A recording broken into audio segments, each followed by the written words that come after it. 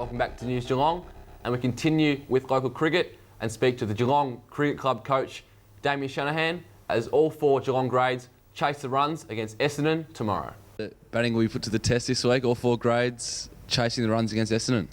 Absolutely, yeah. It was a uncommon weekend for all four sides to be bowling first, but we've set ourselves up in a pretty good position against the Bombers, and in first grade we're obviously chasing 225 for a victory, and we're none for 8 overnight, and Essendon's real strength is their bowling, so it's going to be a really good test for our batting group who haven't posted a 200 plus score yet, so great responsibility on our top 6 to produce the goods, and obviously the seconds are chasing 222 to win, and once again a good opportunity for their top 6 as well, and our thirds are chasing a little bit bigger target of 300 plus, but at Cross Keys, which is a small ground, and hopefully we get even batting conditions, we can do the job there, and obviously our force as well, so it should be an exciting weekend for the Cats. Just for the people at home, what do you do on a week when all sides are batting? The bowling machine's out more, a lot more time spent in the nets. What do you do? Oh, we've pretty much kept it pretty normal. Like, we've got obviously a heavy focus on our competitive sessions at the moment for 2-day cricket, so players trying to get as much of the bat on ball as possible and setting that up as hard as we can. So if we can continue those structures this week, and guys have got really clear mindsets going into the weekend, and they've got good plans that we want to execute, I see there's an opportunity to take all 4 wins. As you said, the emphasis goes on the top 6 now on the first side. How important is it they switch on a 2-day mode and really knuckle down? Yeah, we've seen the training, like we've worked really hard on our preparation of leaving a lot of balls and our defensive skills. Obviously it's a tough program, Premier Cricket, with 1 day is heading into 2 days and then heading into 2020 soon, so we're really conscious that we've got to make sure that we're well planned at training, and guys are executing the plans well, and we've done that over the last week and a half with red balls out at training, and the guys are jumping out of their skin to bat some time and really get involved and engaged in some really strong partnerships. Aaron Finch won't be with you this week. He's back in the Shield side. Good for him.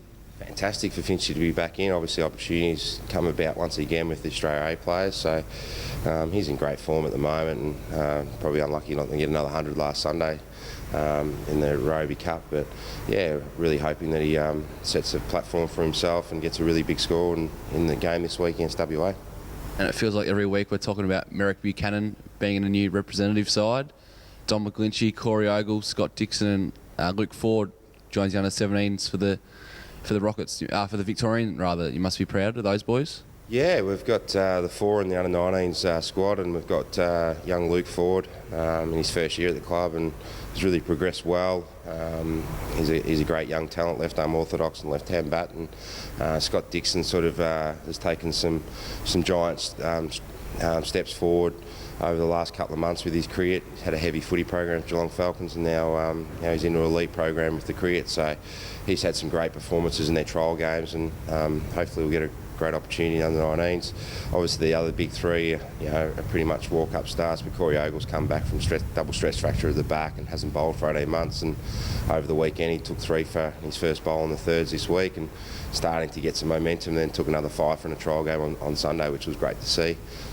It's great for the club to have 5 young men representing Victoria over the Christmas holiday period, and we really hope they do as well as they possibly can, and the club's extremely proud that they've been selected. And 2 more guys in their late teens, Andrew Casey and Tom Treble, battled their way through the lower grades for a while now, and good to see them get into the 2s with reward for performance.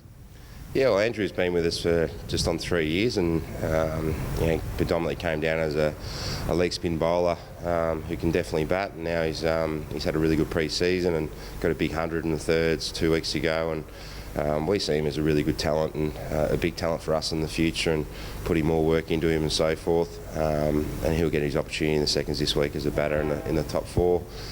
Tom comes from Geelong City, obviously has worked his way from 4s, 3rds and seconds in the last 3 weeks, so it's a great opportunity for a young fella, and it just goes to prove for all the young aspiring cricketers out there that there is a pathway for them if they knuckle down and make runs, and opportunities will create. So we're really hoping Tom takes his opportunity this week and can display his skills on the major ground. Thanks Shanners, and best of luck for tomorrow.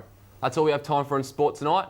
Be sure to catch us next week. But for now, it's over to Rollo with the latest in weather. Thanks, Mitch, for another top sports report about what is happening around Geelong area. Great lot of sport happening, no doubt. As we now look at the Geelong and Surf Coast area weather forecast coming over our way over the next 6 days. Weather for Geelong and the Surf Coast sees tomorrow, Saturday, will be a mostly sunny day with a chance of isolated showers later in the evening and a top of 19 degrees. Sunday will see a chance of isolated showers early in the morning, followed by a sunny day with a top of 23. Beginning to warm up again on Monday, mostly sunny morning with a chance of isolated showers again later in the day with a top of 32. So watch out for that UV alert and the slip, slop, slap. Tuesday, cloudy with scattered showers and the chance of isolated thunderstorms, a top of 27. Wednesday will be partly cloudy with scattered showers and a top of 23. While Thursday will also be partly cloudy with some showers and a top of 24. Today we saw mostly cloudy conditions with isolated showers clearing during the morning and we reached a top of 17. So that's the weather outlook for another week of November spring. Before we close tonight, I'd like to pass on behalf of the News Geelong staff our sincere condolences to the Brain family. Ivan Brain, the matriarch of the Brain family, passed away in the early hours of Thursday morning. So our condolences, Ronnie, and all the very best in a difficult time for you. Thanks for being with us on News Geelong this evening. To all the gang out of Deakin University, Warren Ponds and Waterfront campuses preparing for your end-of-year exams. Remember, swat hard, but take your time and smell the flowers. From all the crew at News Geelong, you have a very enjoyable evening, a safe weekend, and a very good night.